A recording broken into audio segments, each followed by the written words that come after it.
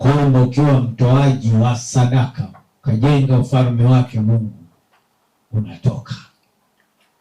Kwa katika vita moja ya kanisa zaidi ya miaka 2000 ilikuwa ni hilo.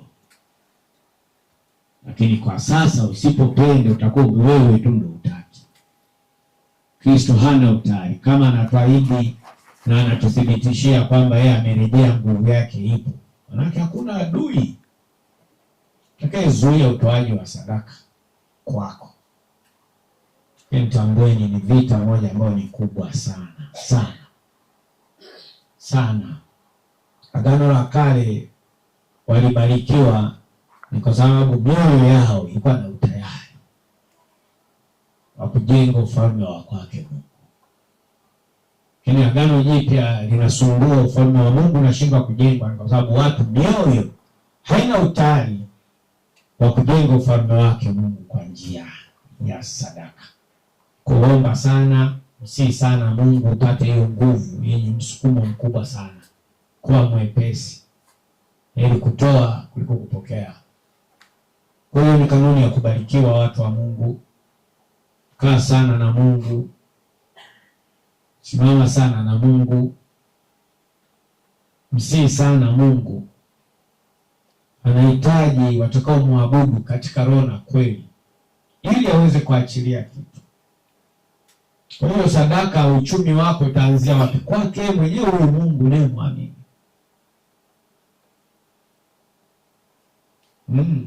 Atoi tu mradi Mungu anatoa. Hapana. Unayepewa unataka upeleke wapi? Pande wa pili na wao wana kanuni na masharti ya namna ya utajiri wao. Waganga anakuambia ndakupa utajiri. Kazi mojawapo kafanye sana uzinzi, kanywe sana, oa sana, kwa sababu ndio ule ufalme unatamka hivyo. Lakini hakuna mganga anayesema chukua utajiri afu kajenge sana makanisa. Huyo hayupo, labda makanisa ya kuzimu na yenyewe. Lakini ibada mahala ambapo ni kweli yupo Kristo, pana gharama watu wa Mungu. Kwa Mungu ameniagiza urejeo wa Kristo tubadilishe sana mioyo yetu. Na mioyo yetu ikiwa tayari katika kumtolea Mungu, manake malango yetu yatafunguka. Kazi za mikono yetu itabarikiwa. Mimi watu wa Mungu. Haya ni maarifa.